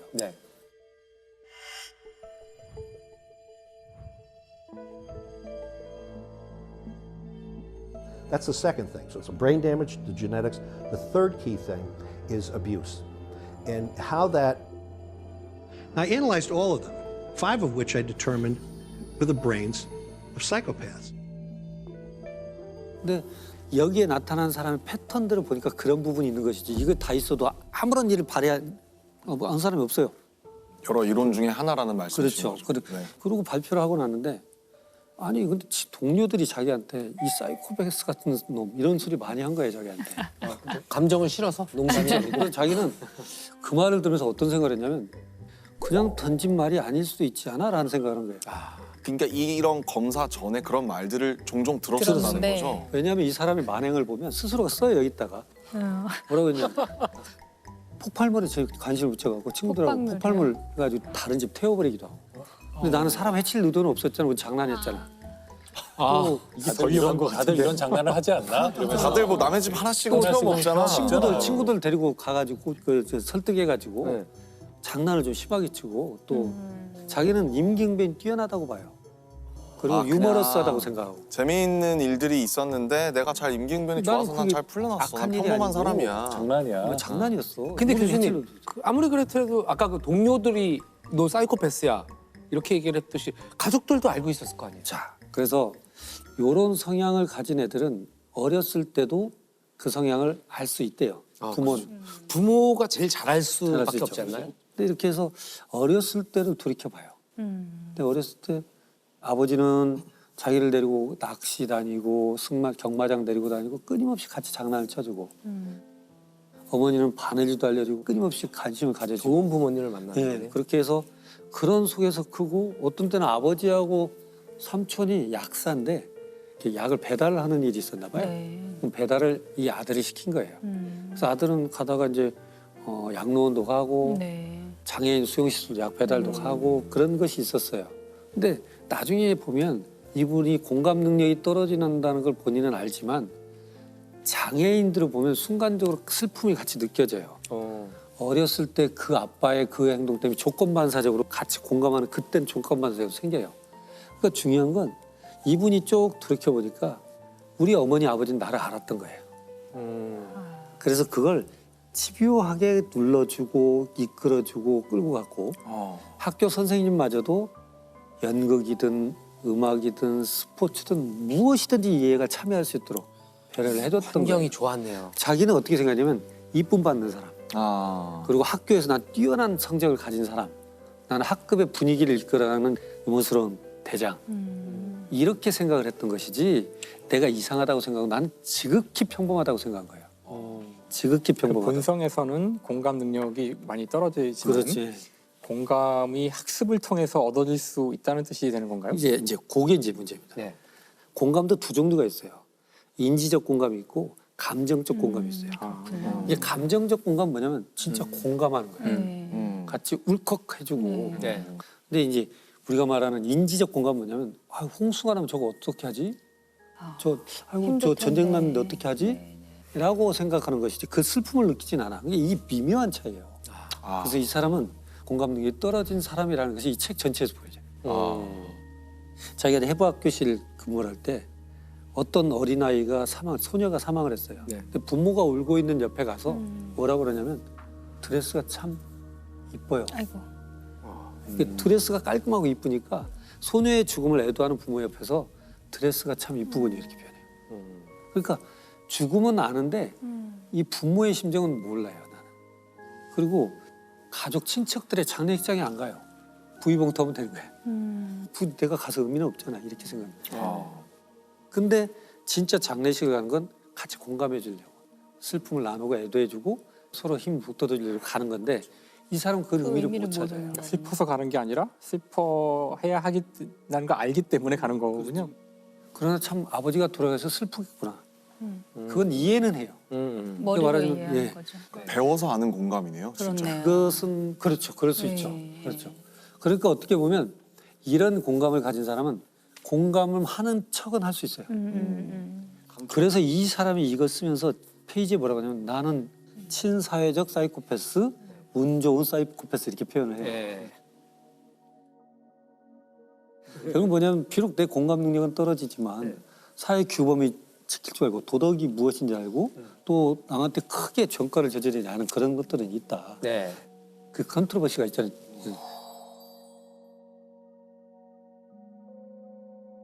네이처냐 널처냐 이렇게 표현하는데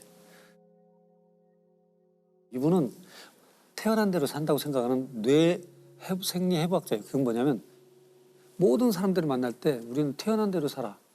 그 주어진 대로 사는 것이지 환경은 중요치 않아. 바꿀 수 없어. 굳이 한다면 8대2 정도 이렇게 하는데 다른 과학자들은 야 5대5야. 태어난 거 반절, 양육 환경이 반절이야. 늘 무지하게 싸웠는데 자기 스스로가 인정한 꼴이 됐잖아요. 그러네요. 자기 삶으로 증명했네요. 내 삶으로.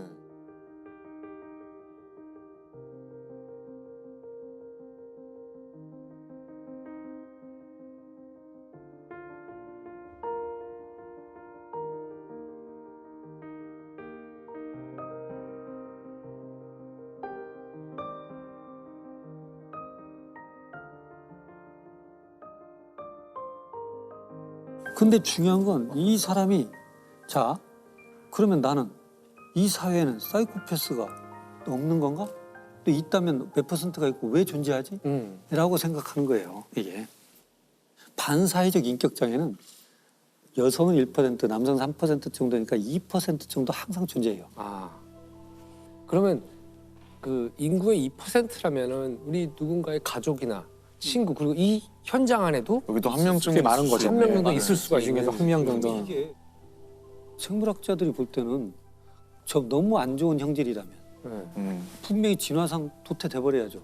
누구도 협조를 안 할 테니까. 근데 왜 반사회적 인격 장애가 나타난 빈도는 2% 동일하더라는 거예요. 어느 민족, 인종, 지역을 가더라도. 야 이걸 한번 생각을 해보자. 반사회적 인격 장애를 가진 유전자 풀은 2% 존재하는 이유는 뭘까? 그러니까요. 그래서 차가운 이성, 냉철한 판단력, 사람을 선동하는 기술.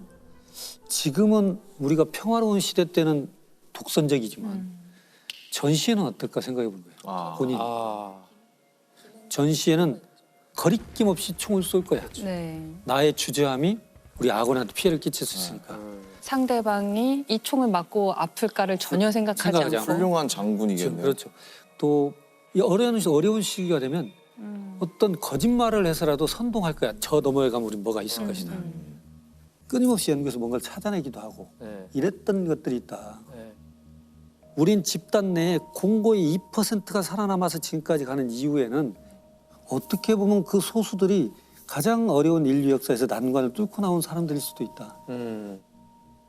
이걸 자꾸 병적이라고 보지 말고 또 그렇게 낙인 찍고 마치 이들만 이제 털어내면 우리가 속가내듯이 이렇게만 보고 우리는 안전하다 이래서는 안 되고 여기에는 분명한 사회 환경적 요인도 있고 질적 문제가 있음에도 불구하고 우리 집단 내에서 무모할지라도 그런 것을 가져가는 리더 그룹도 있을 수 있다. 이렇게 보자는 거죠. 독살은 시신 외부에 뚜렷한 타살의 흔적이 거의 남지 않았기 때문입니다. 비소? 무색, 무취, 무매이기 때문에 음식이나 음료에 조금만 섞어도 알아차리기가 매우 힘들다는 거예요. 게다가 이제 독성이 강해서 체중 60kg의 성인 기준으로 소금 한 꼬집만 섭취해도 죽음에 이르게 됩니다. 하지만 문제는 여기서 끝이 아닙니다. 중세 유럽에서는 비소는 흔히 구할 수 있는 재료였습니다. 비소가루가 피부에 좋다는 소문이 나면서 급기야 화장품으로도 활용이 됩니다. 비소가루를 얼굴에 바르면 좀 하얗게 보이는 효과가 일시적으로 있기 때문에 여성들 사이에 인기가 많았던 겁니다. 아, 무슨 필링제처럼 썼구나.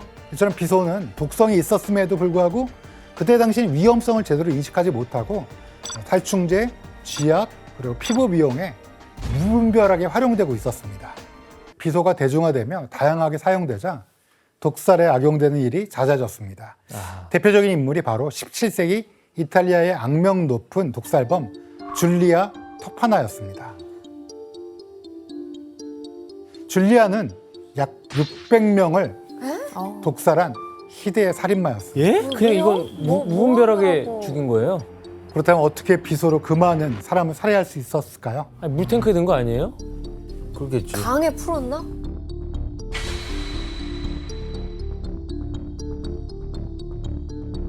줄리아는 비소를 주성분으로 한 물약 형태의 독약인 아쿠아토파나를 만들었습니다. 독약을 판매할 때 독약인 것을 전혀 눈치채지 못하도록 했는데 어떤 방법을 썼을까요? 저렇게 성자 같은 저런 그림을 활용한 거 아니에요? 네, 맞습니다. 성수처럼? 네. 이 그림에 보듯이 정확히 말씀해 주셨는데요. 독약을 담은 병에 성인의 그림을 그려 마치 성수처럼 위장했습니다. 가톨릭 문화가 강했던 이탈리아에서 성수병은 신성한 물건으로 여겨졌기 때문에 이 독약은 가정의 재단에 놔둬도 자연스럽게 보이고요. 아무런 의심을 받지 않았다고 합니다. 토파나가 독약을 판매한 주요 고객은 바로 불행한 아내들이었어요. 아, 맞네 그러면. 이 줄리아는 가정폭력에 시달리거나 정략 결혼을 한 여성, 그리고 상속권을 박탈당한 여성을 타겟으로 삼아서 이들은 이제 어때요? 자유와 재산 등을 찾기 위해 남편과 아버지 그리고 남자 형제들을 독살했습니다. 와. 이런 이유로 유럽에서는 비소를 상속가루라고 부르기도 했는데요. 와, 너무 무서워요. 그렇다면 줄리아의 이런 만행은 얼마 만에 발각됐을까요? 아, 좀 이건 오래 걸렸을 한 10년 걸렸을 것 같은데. 그러니까. 성수로 위장하고 점조직으로 판매했죠. 치밀한 전략 덕분에 아쿠아토파나는 무려 50년 동안 50년 동안 판매될 수 있다고 합니다. 19세기 후반 드디어 비소로 인한 독살을 확인할 수 있는 방법이 제시되게 됩니다. 어떻게? 바로 영국의 화학자 제임스 마쉬가 비소를 검출하는 방법을 개발하게 됩니다. 화학자까지 나오는 거야. 마쉬는 먼저 두 검씩 채취한 시료, 가는관이 연결된 병에 넣고 황산과 아연을 넣은 다음 관을 제외한 나머지 부분을 밀봉해 가열했습니다. 1832년 개발된 이 방법은 그의 이름을 따서 현재도 마쉬 검사법이라고 불리게 됩니다. 마시검사법의 등장으로 법의학에 본격적으로 화학적 분석법이 도입되게 됩니다. 이후 소량의 비소뿐만 아니라 니코틴 같은 과거의 식물성 독도 시신에서 분리해서 검출할 수 있게 되었고요. 이제 다양한 독을 밝혀낼 수 있는 새로운 시대가 열리게 됩니다. 니코틴도 독이에요? 니코틴도 독입니다. 니코틴 살인 사건이 많이 많이 일어났어요. 일어났어요. 진짜로요? 니코틴 중독. 그렇죠. 결과적으로는 법의학 기술이 발전하고 화학이 발전하면서 독살은 점차 범죄 수단으로서의 힘을 잃게 됩니다. 과학자들의 공이 컸네요. 그렇습니다. 프로파일러님, 네. 그 사극을 보면 아까 조은 오빠도 얘기했는데 그 은수저로 네. 독을 검출하는 것도 나오잖아요. 그것도 이유가 있는 건가요? 그렇죠. 사실 그건 이제 비소 안에 불순물 형태로 섞인 황이 은과 반응을 하면 검게 변하기 때문입니다. 그래서 이제 조선 왕실에서는 독살 사건을 조사할 때도 은비녀나 은수저를 활용을 했는데 목구멍이나 항문에 넣어서 검게 변하면 독살이다 이렇게 결론을 냈습니다. 그리고 조선시대에는 그 반개법이라는 게 있어서 사망한 사람이 독살이 의심이 되면 흰 쌀밥을 입안에 넣어두었다가 꺼내서 닭에게 먹게 만들어서 닭이 죽으면 독살이 되었구나를 판단하는 그런 것들도 있었어요. 근데 이제 법의학을 통해 독살을 명확히 판단하게 된 인류는 또 다른 범죄에 직면하게 됩니다. 이전처럼 은밀한 방식이 아닌 대범하고 잔혹한 유형의 강력 범죄였습니다.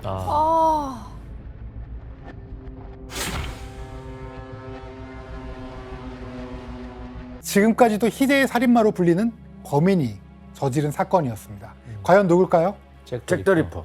안 잡혔잖아요. 맞습니다. 바로 잭 더 리퍼입니다.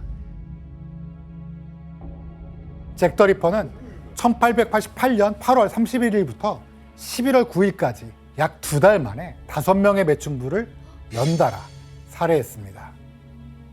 이 사건은 연쇄살인이라는 개념을 전 세계에 각인시켰고 그가 전 세계적으로 악명 높은 연쇄살인마로 기억되는 이유는 희생자들의 시신을 끔찍하게 난도질했기 때문입니다. 때문에 그의 범행은 사회적으로 큰 충격을 안겨줬는데요. 그럼 희생자들의 사진을 한번 확인해 볼까요? 이들은 잭 더 리퍼의 희생자 캐서린 에도스와 메리 제인 켈리입니다. 아니 내장이 다 나온 거 아니에요? 순찰 중이던 경찰에 의해 발견된 그녀의 시신은 정말 참혹한 상태였습니다. 얼굴 주변에 날카로운 흉기에 찔린 상처가 여기저기 나 있었고 목은 귀에서 귀까지 깊게 절단되었습니다. 심지어 시신의 얼굴은 형체를 알아볼 수 없을 정도로 훼손되었고요. 동거인이 눈, 귀, 머리카락 색을 보고 겨우 신원을 확인할 정도로 처참히 훼손되었습니다. 더 리퍼의 잔혹한 범행은 영국에 대대적으로 보도되었습니다. 사람들은 이제 공포를 넘어서 점점 분노에 휩싸이게 되죠. 당시 빅토리아 여왕은 반드시 범인을 잡으라 라고 명령까지 내렸습니다. 하지만 잭 더 리퍼 사건도 목격자가 없었기 때문에 그의 신원은 끝내 밝혀지지 않았습니다. 근데 저 때만 해도 어떻게 보면 법의학이 어느 정도 영국에서 좀 발전했을 텐데 부검이나 뭐 이런 걸로 아무 단서도 안 나온 건가요? 당시 부검을 통해 필사적으로 범인에 대한 단서를 찾으려고 했는데요. 지금처럼 부검이 아주 많이 발전되지 않았기 때문에 기본적인 한계가 있었습니다. 국물만 알아내지. 결국 사건은 오랫동안 미궁에 빠지게 된 거죠.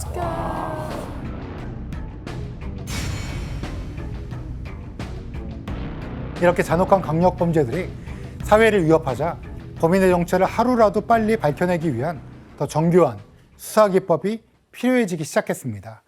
그래서 법의학은 신원을 추적하는 새로운 기술을 도입하게 됩니다. 과연 무엇일까요? 신원, 지문? 정확합니다. 와. 바로 지문 분석입니다. 지문 분석 기술의 역사는 19세기 초반으로 거슬러 올라가야 되는데요. 한 영국 의사가 도자기를 만지다가 거기에 지문 흔적을 발견한 거예요. 고유하고 변하지 않는다는 사실을 알게 됩니다. 그래서 그는 지문을 범죄 수사에 활용할 수 있다고 판단해서 1880년 네이처에 관련 논문을 발표하게 됩니다.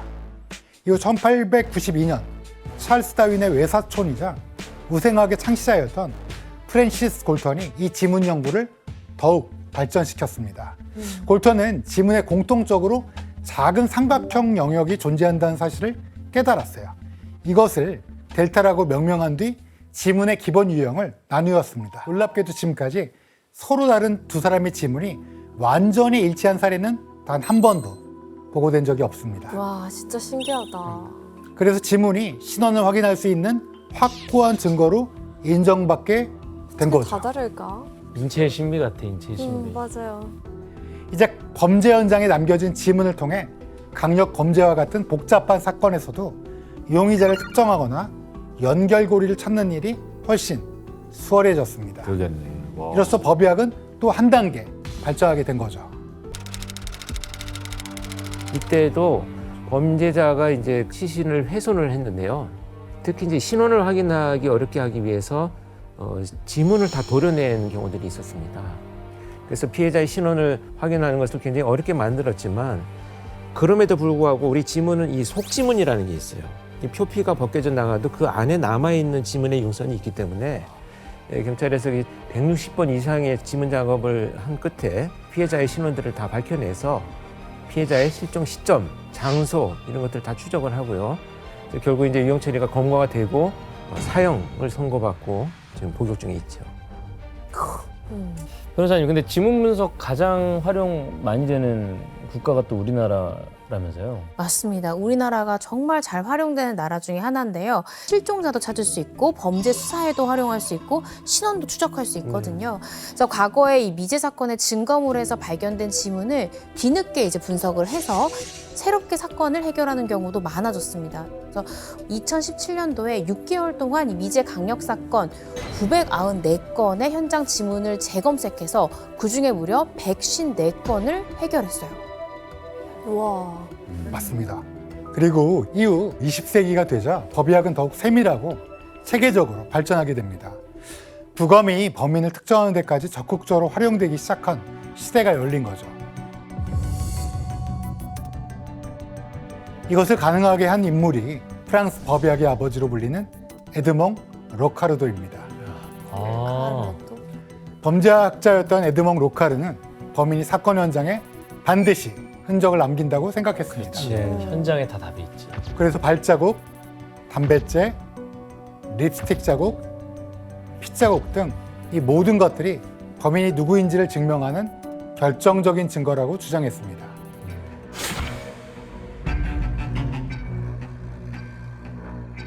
미제 사건을 해결할 혁신적인 방법이 등장하게 됩니다. 뭐지? 바로 1984년 유전학자 알렉 제프리스에 의해 탄생한 DNA 분석법입니다. 와, 드디어 나왔나요? DNA.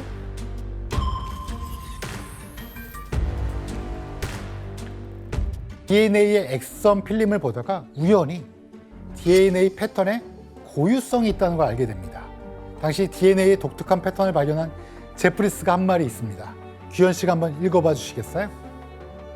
우리는 흐릿한 바코드와 같은 패턴의 DNA 지문을 얻었습니다. 이 패턴은 개인마다 달랐고 가족 내에서 유전된 것 같았습니다. 완전히 새로운 DNA 기반 식별법을 발견해 유레카를 외친 순간입니다. 생김새, 가족관계, 건강 상태 등의 정보가 담긴 사람을 식별할 수 있는 부분을 발견하게 된 거예요. 그리고 이건 DNA 염색체를 바 형태로 표현한 건데 마치 바코드 같다고 생각하시면 됩니다. 이 DNA는 전 세계 약 80억 명의 인구 중에서 일란성 쌍둥이를 제외하고는 같은 사람이 단 한 명도 없습니다. 진짜? 이렇게 DNA 분석법은 법의학에서 중요한 영역으로 자리 잡게 됩니다. 근데 그러면은 DNA는 어떻게 확인을 할 수 있죠?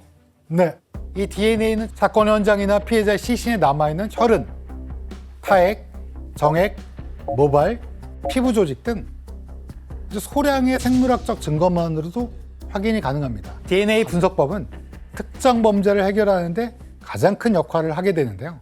그것은 무엇일까요? 뭐 성범죄 아니야? 그러니까 성범죄밖에 없지. 맞습니다. 바로 성범죄였습니다. 성범죄의 경우 피해자와 가해자 간의 신체적 접촉이 일어나기 때문에 범행 현장에 정액이나 침, 머리카락, 그리고 피부 조직이 남기 쉽습니다. 그래서 현장에서 남은 생물학적 증거를 통해 DNA를 분석해서 범인의 신원을 파악할 수 있는 거죠. 야, 얜 얄짤없네 이제. 이렇게 DNA 분석법이 발견되자 미국에서 오랫동안 미제로 남은 사건들이 하나둘씩 밝혀지기 시작합니다. 굉장히 많은 사건이 있는데요. 그중 가장 유명한 사건을 말씀드리면 미국판 화성 연쇄 살인 사건이라고 불리던 골든 스테이트 킬러 사건입니다.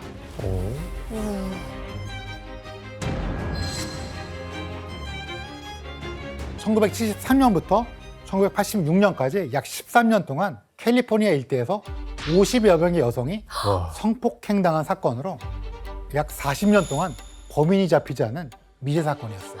40년 동안. 근데 40년 지나도 잡을 수 있어요? 왜냐하면 잡을 수 있죠. 경찰관 분들이 보관하고 있었던 거야. 그 모든 차액이 묻은 거를. 네.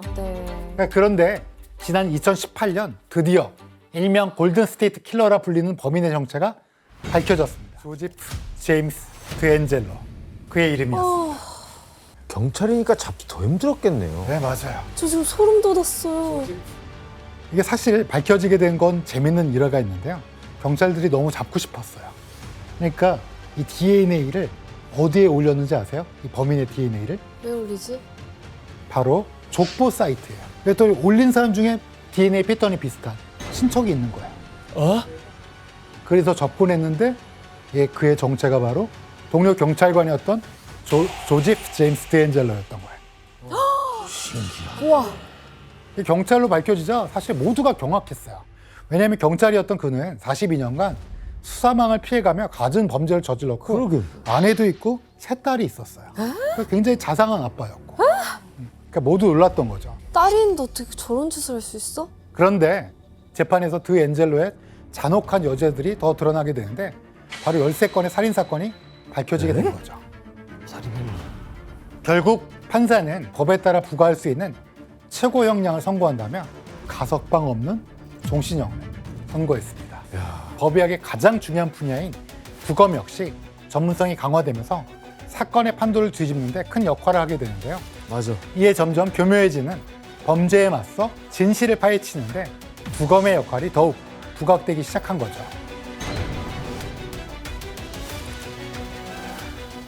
부검으로 인해 재조명된 사건 중 대표적인 것이 바로 2001년 미국에서 일어난 마이클 피터슨 사건이었습니다. 또 뭐야? 2001년 12월 9일 새벽 2시 40분 미국의 소설가 마이클 피터슨은 자택에서 아내 캐슬린이 계단에서 떨어져 있는 것을 발견하게 됩니다.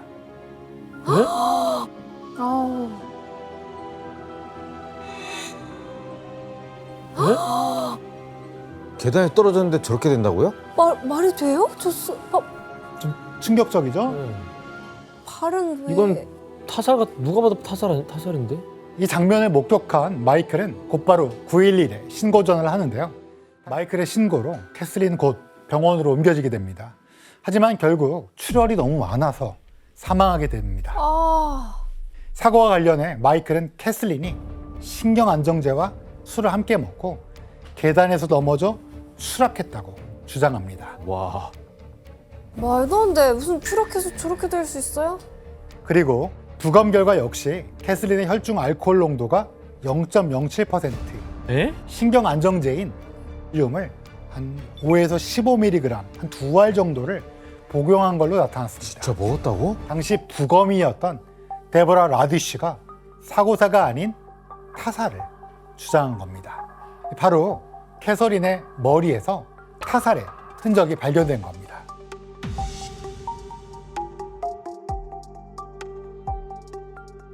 여기 보시면 크게 3개의 영역으로 구분되어 있는데요.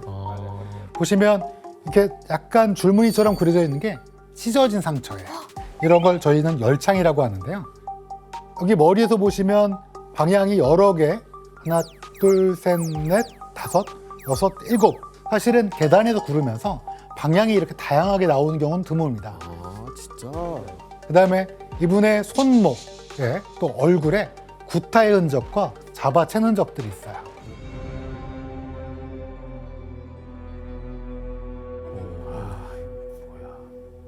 이 사건을 통해 사고사나 극단적 선택으로 위장될 수 있는 범죄 사건에서 부검이 매우 중요한 역할을 하는지 확인할 수 있었습니다.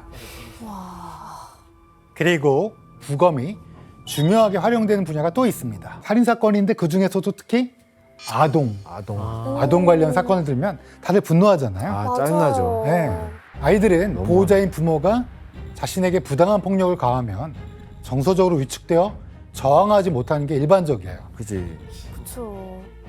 그러다 보니까 아동학대로 인한 사망 사건이 적지 않게 발생하는데요.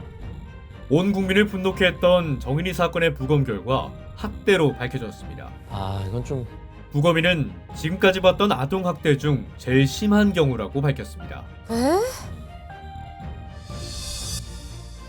야, 이거